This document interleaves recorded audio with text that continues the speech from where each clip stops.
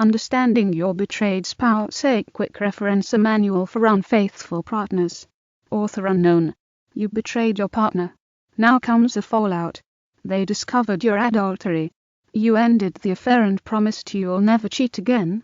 But the stress from their emotional devastation lingers. And you don't see much change, at least not as much positive change as you expected. Many times, any visible changes are for the worse. You observe them bouncing back and forth like a ping-pong ball, moment to moment, from one emotion to the next. They're unpredictable. There's no discernible pattern. Their nerves are frayed. They can't sleep. They can't eat. Their thoughts are obsessive. Intrusive visions and flashbacks assault them without warning. They cry at the drop of a hat.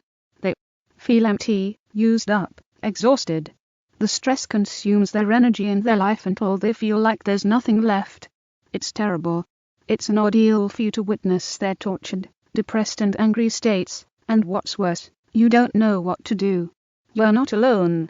Unfaithful spouses never dream they'll get busted, so when confronted with their adultery they're always caught by surprise, first by their partner's knowledge, then by their intense agony. Indeed, unfaithful partners never think about what they'll face after until after. The fact is, though they inflict it, adulterers are unprepared for the onslaught of their spouse's overwhelming emotional distress. Is this real? Is this permanent? As you watch them sink lower and lower, wallowing in an emotional abyss, you will hit it, and if they will ever ascend where the bottom is, we from it, and return to normal. You ask yourself, is this real? Then you ask, will this ever end? The simple answers are, yes, it is real. And, yes, it will end. But our recovery takes a long time, often years, and much depends on you. Can you be remorseful, apologetic, loving, patient, empathetic and soothing over an extended period of time? Can you commit to openness and honesty at all times and furthermore being faithful to your spouse? Be honest with yourself. If you can't or don't want to get over your affair, if you don't feel shame and remorse, and if you can't generously provide appropriate support to your spouse, then now is the time to consider ending your marriage and spare your marital partner further pain. If this is the case, you need not read any further. But if you have put the affair permanently behind you, if you feel and can freely express your remorse and shame for your unfaithfulness, and if you can commit to supporting your spouse through their excruciating anguish, then you have an excellent chance of rebuilding from this disaster you've wrought to a happy, satisfying, caring and loving marriage. The following is intended to help you help your partner, and in turn yourself, through this horrible time and jumpstart your journey to recovery. So, take a couple of deep breaths and let's start with 3 foundational facts. What you're seeing in your spouse is a normal reaction to a life-changing event. Your spouse needs to grieve for as long as it takes in order to recover and heal. You can be a positive influence on their recovery. Now, go back and reread them several times. Let them really sink in. When you can repeat them without looking, continue. Your first mission is to learn. Learning about your partner's myriad reactions to your betrayal allows you to recognize, understand and properly respond to them as they occur. Doing so will help you get through this horrible initial stage, which can last a long time. Below you'll find a little of what your spouse is probably experiencing. They may shift from one reaction to another, or they could experience multiple reactions concurrently. And don't be surprised if they return to previous states many times. Where applicable, we've added some tips to help you to assist your partner through this. In some cases, however, there may be little for you to do except to simply be there. Most importantly, remember at all times, your infidelity has traumatized your spouse. Act accordingly. Section 1 The wild patchwork of emotions. Disbelief. They expect to wake up any minute from this nightmare. It can't be true. They don't believe it. This is natural. They trusted you, and don't want to believe you did what you did. It is common for this to occur in the very first moments of discovery. Note: if some time elapsed between the discovery of your affair and the confrontation, you may have missed this when it happened, but it is also possible for your spouse to return to disbelief. Shock. They are numb, and often seem dazed. Their emotions are frozen. Their senses are dulled. They go through the motions mechanically, robotically, but can't seem to apply sufficient concentration to their day-to-day lives. Reality. Oh my God. It really happened. They feel they're getting worse. Actually, reality has just set in. It's as if a ton of bricks just fell on them, and they're buried beneath them. They don't know where to turn, or can't. Don't discount the likelihood that they feel shamed by your infidelity. So, they may be reluctant to seek support from friends and family. Be available to them for emotional support and encourage them to talk freely with anyone they choose. Suggest therapy as a means to help them through their trauma, but never accuse them of being irrational or acting crazy. Be supportive and encouraging. Commend them for seeking help. Confusion. They're disoriented. They can't think straight. They become impatient, disorganized and forgetful. More frequently than usual they go to a room to retrieve something, but once they get there they can't remember what it was. This is very upsetting to them. Bear with them. Be gentle and be helpful. Help them find their misplaced purse, or locate their lost keys. Know that they will eventually come out of the fog. Also be aware that their confusion, as with other states listed here, may be set off or magnified by certain triggers. Note: read more about triggers below. Physical symptoms. They may sleep, or eat too little or too much. They may suffer physical aches and pains, numbness or weakness. They may feel unusually tense and develop headaches, abnormal tics, twitching, or shaking. They may feel sick to their stomach and vomit, or their digestive system may react with constipation or diarrhea. Weight loss is common. Usually the symptoms fade gradually. If these symptoms persist, make sure they check with a doctor to rule out other causes. Encourage them to eat well and to exercise, but don't nag. You might instead take control of their diet by preparing healthy, well-balanced meals. If you don't cook, take them to restaurants where you know they serve nourishing food, and, if necessary, order for them. If they're not exercising, initiate taking long walks together. It's a good way to ease them into a healthy exercise regimen, which is always a good stress reliever, and will provide opportunity for you to begin constructively re-establishing your couplehood. Crying. Deep emotions suddenly well up, seeking releases, crying, uncontrollable sobbing and even screaming out loud. Allow them their time for tears. They can help. So can you? When they cry, give them your shoulder. Hug them. Help them through it by gently encouraging them to get it all out. Be certain to verbalize your remorse for causing their pain. They need to hear this from you.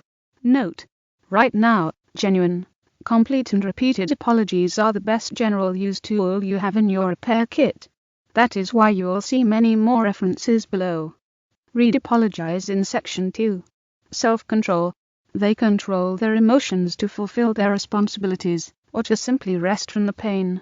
Self-control can shape and give rhythm to their grieving, but be on the lookout for constant and rigid self-control. It can block healing. They need to reduce their emotional pressure to regain equilibrium.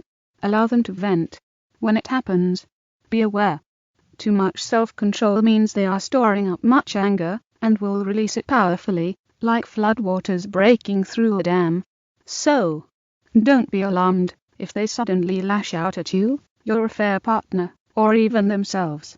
Understand that the release of anger is necessary to heal. Though it may not feel this way to you when it happens, it's beneficial. Need to know. They will ask lots of questions. Their curiosity may be insatiable or it may be limited. Different people have different needs and tolerances for information, but they need information to process their trauma, move through it, and move past it. Let them set the agenda. Whenever they ask a question, whatever they ask, answer honestly and sufficiently. Refusing to answer gives the appearance that you are still keeping them in the dark, that you still have something to hide. Do not hold anything back. If they discover later that you omitted or hid details, or if the facts they discover don't match the story you tell, they'll feel betrayed once again.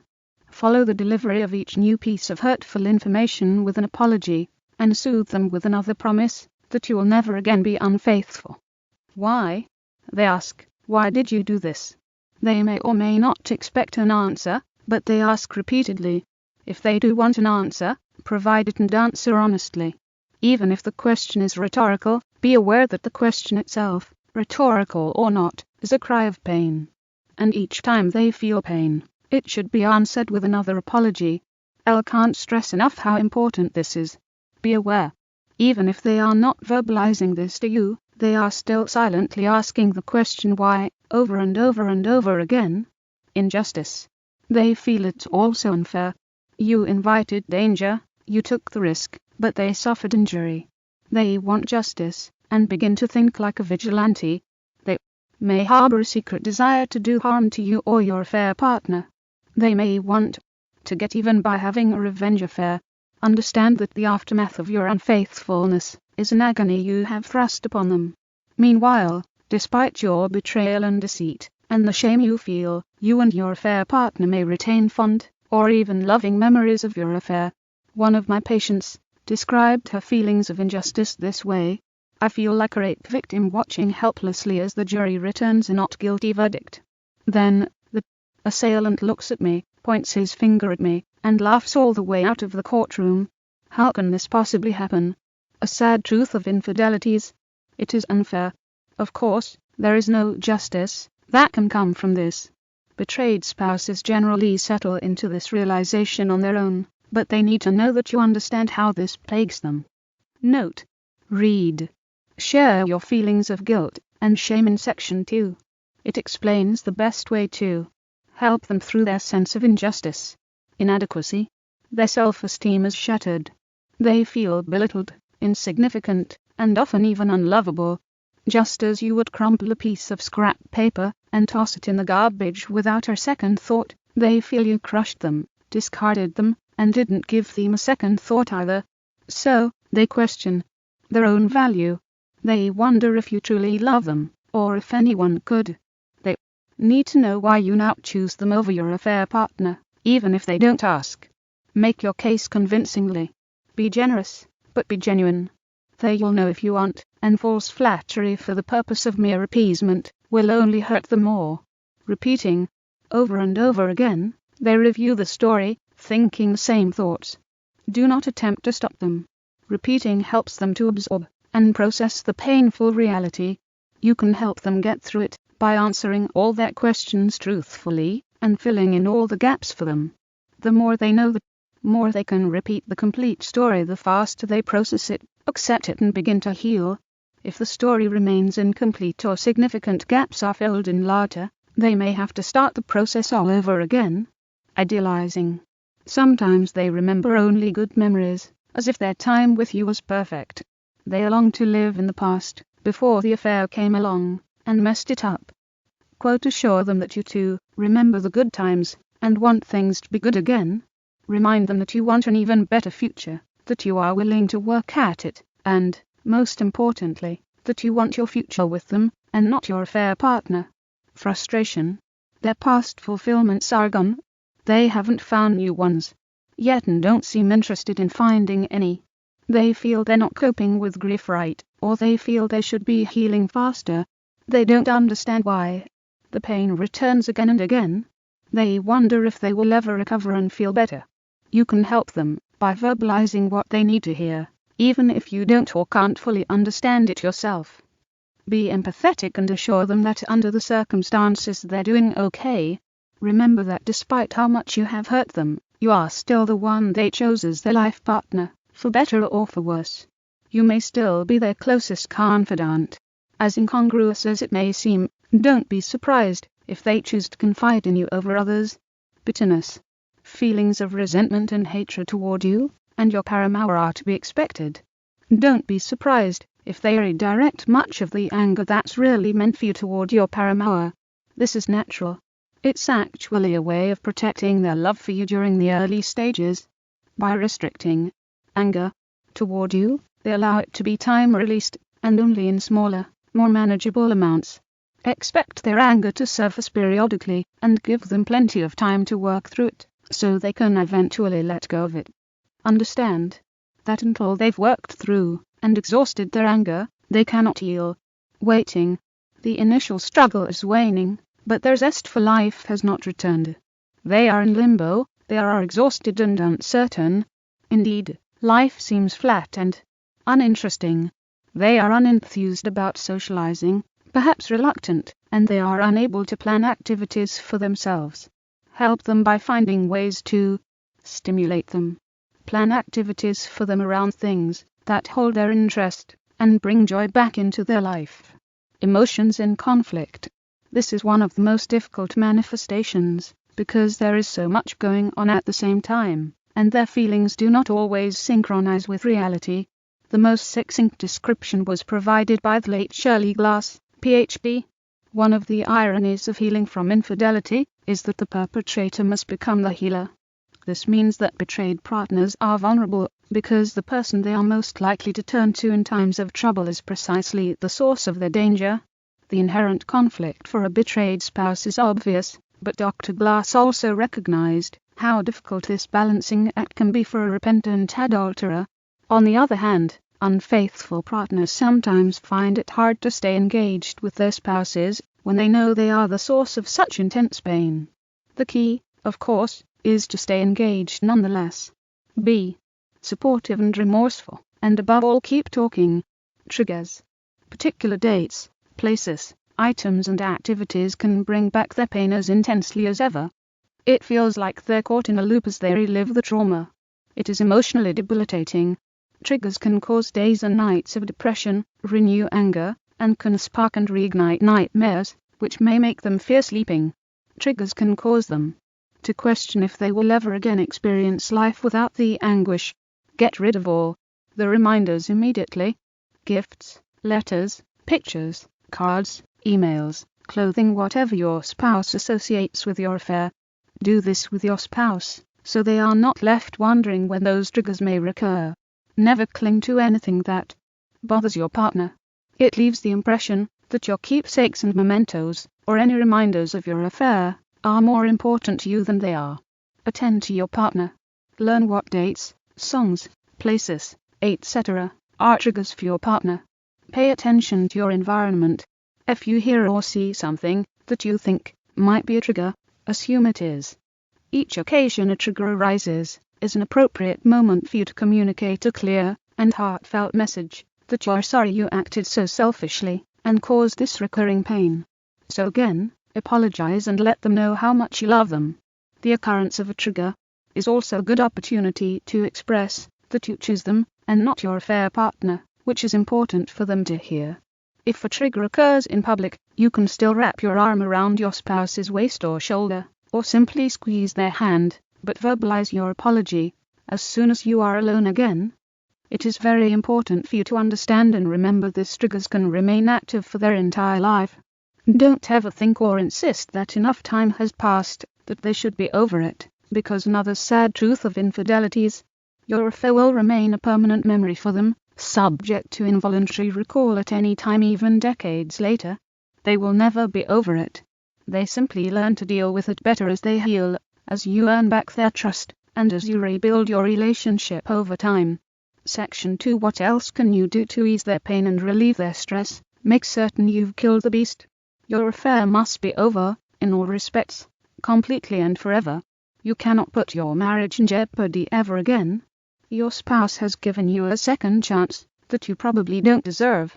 That may sound harsh, but think about it this way. Despite any marital problems the two of you experienced, you would certainly understand if they divorced you solely because of your adultery. So assume there will not be a third chance and behave accordingly. This opportunity you have been bestowed is a monumental gift, particularly considering the anguish you caused them. Treat this gift, and your spouse, with care and due respect. No contact means no contact of any kind ever. Get into therapy. Most attempts to heal and rebuild after infidelity will fail without the assistance of a qualified therapist. Make certain you both feel comfortable with the therapist. You must trust them and have faith in their methodology. Talk about it. If of you are uncomfortable with your therapist at any time, don't delay, find another, and if need be, yet another. Then stick with it. Save particularly volatile topics for counseling sessions. Your therapist will provide a neutral place and safe means to to discuss these subjects constructively. Every so often, think back to where you were 2 or 3 months earlier. Compare that to where you are now, and determine if you're making progress. Progress will be made slowly, not daily or even weekly, so do not perform daily or weekly evaluations. Make the comparative periods long enough to allow a moderate term review, rather than short term. Expect setbacks or even restarts, and again stick with it. Apologize. Actually, that should read: apologize, apologize, apologize. You cannot apologize too often, but you can apologize improperly. Apologize genuinely and fully. Betrayed spouses develop a finely calibrated insincerity radar. A partial or disingenuous apology will feel meaningless, condescending or even insulting, particularly during the months following discovery. Your spouse will feel better if you don't merely say, "I am sorry." To a betrayed spouse, that sounds and feels empty. Try to continue and complete the apology by saying everything that's now salient to your partner. I'm ashamed I cheated on you, and I'm so very sorry. I know that lying and deceiving you has hurt you enormously. I deeply want to earn back your trust, and I want so much for you to be able, someday, to forgive me. As noted earlier, right now genuine, complete and repeated apologies are the best general use tool you have in your repair kit. Realize your partner wants to feel better. There is so much they have to deal with: pain, anger, disappointment, confusion and despair. The world is swirling in a black hole of negative feelings. It's agonizing. They wish it would stop, but they feel powerless to make it go away, which worries them even more. Remember that they can't help it. Just as they didn't choose for this to happen, they don't choose to feel this way. Beyond all the possible feelings described in the section above, and that list may be incomplete in your spouse's case, even if they don't understand them, they do recognize that changes are occurring in themselves and they are frightened by them. Terrible as it is for you to see their ongoing nightmare, it is far worse to live in it. Periodically assure them that you know they will get better, that you are willing to do everything necessary for them to heal and to make your marriage work. Reassure them that you are with them for the duration, no matter how long it takes, and that you intend to spend the rest of your life with them. Hide nothing, open everything.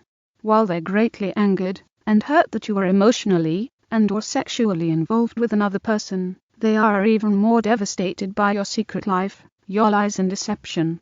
They feel no trust in you right now, and they're 100% justified. If ever there was someone in the world they felt they could trust, it was you until now. Now, they have difficulty believing anything you say. They are driven to check up on everything. Let them. Better still, help them. Overload them with access. The era of covering your tracks must end, and be supplanted by total and voluntary transparency. You must dismantle and remove every vestige of secrecy. Offer your spouse the passwords to your email accounts, yes, even the secret one they still don't know about. Let them bring in the mail. If you receive letter, card or email from your paramour, let your spouse open it. If you receive a voice or text message on your cell phone, let them retrieve it and delete it. If your friends provided alibis for you, end those friendships. Do not change your phone bill to a less detailed version or delete your browser history. Provide your spouse with your credit card bills, bank account statements, cell phone bills, and anything else you think they might wish to check. Immediately tell them if you hear from or accidentally run into your affair partner. Tell them where you are going, when you will be home, and be on time. If your plans change, notify them immediately. The more willing you are to be transparent, the more honesty and openness they see and feel, the more trust you learn. Replacing your previously secret life with complete openness is the fastest and most effective way to promote trust, even if it feels unfair or uncomfortable. Think of this as the reverse image of your affair. Your affair was about you selfishly making yourself feel good. Now, rebuilding trust is about selflessly making your partner feel safe with you, and you were certainly unfair to them. Keep in mind that eventually they will trust you again, but you must earn it, and it will take time. Spend lots of time with them. Assume that they want your company at all times. The more time you spend in their sight, the more they will feel a sense of safety, if only for that time. There may be times when you feel they're a constant, perhaps even an annoying presence. Just remember that they need to be around you more than ever. If they need time alone, they'll let you know, and you must respect that too. Knowing where you are and who you are with reduces worry, but expect them to check up on you. Don't take offense when this happens. Instead, welcome the opportunity. Think of each time and each success as receiving a check mark in the pass the test column. The more check marks you earn, the closer you are to being trusted again. Physical contact. They may or may not want to be sexual with you. If not, allow sufficient time for them to get comfortable with the idea of renewed intimacy, and let them set the pace. But if so, don't be discouraged. If the sex is not optimum, they're likely to be low on confidence, and may feel self-conscious or inept. They may even act clumsily. This can be offset by lots of simple, soothing physical gestures such as hugging them, stroking them softly and providing kisses. You might try surprising them sexually. Try something new. Choose moments when they don't expect it. It can feel fresh again. On the other hand, don't be surprised if their sexual appetite and arousal is unusually heightened, as some partners experience what's called hysterical bonding. Also be aware that during lovemaking they may suffer intrusive thoughts or mental images of you and your affair partner, so they may suddenly shut down, or even burst into tears. Again, apologize for making them feel this way. Express that you choose them, and not your affair partner. Reassure them by emphasizing that they are the only one you truly want. Share your feelings of guilt and shame. If you exhibit no shame or guilt for hurting them, they'll wonder if you're truly capable of being sensitive, caring, or even feeling. They may see you as callous and self-absorbed, and question if it's really worth another try with you. But if you're like most people who have badly hurt someone you truly love, then you certainly feel shame and guilt, though verbalizing it may be hard for you. Of course, some people do find it difficult to express these feelings, but try. You'll find it provides a great sense of relief to share this with your partner.